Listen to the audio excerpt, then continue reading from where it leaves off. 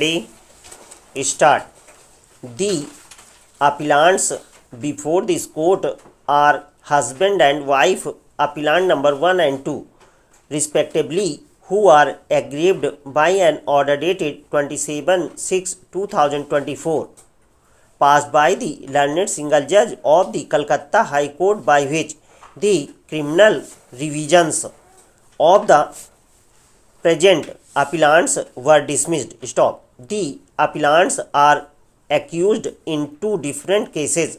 The first registered as a first information report at police station Bhawanipur, Kolkata as FIR number 179 of 2010 dated 27/4/2010 under sections 120B, 420, 467, 468, 469, 471 of the Indian Penal Code 1860, read with section 66A of the Information Technology Act 2000.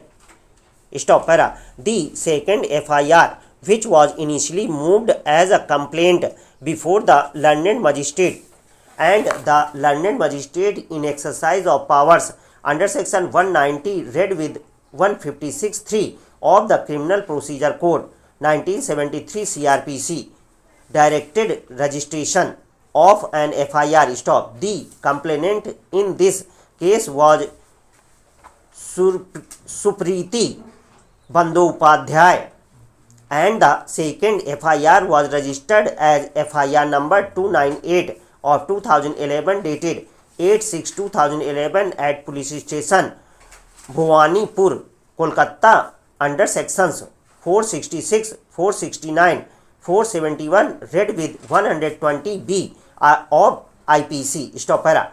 The nature of allegations in these two cases is similar again the appellants, relating to forgery, fraud, deception, cheating, damage caused to reputation, unlawful extraction of money, threat, misrepresentation, and criminal conspiracy, etc.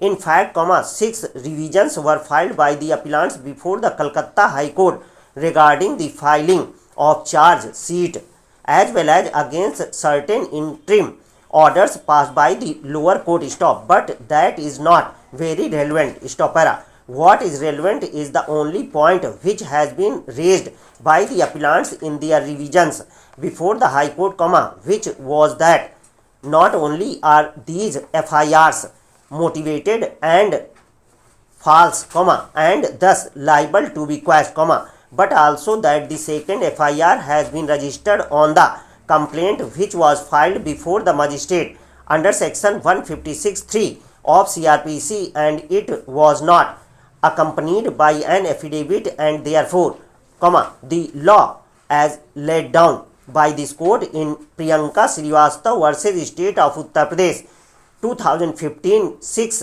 SCC 287 has been violated, as all such complaints should now be accompanied by an affidavit, according to Priyanka Srivastava Supra. Stop para.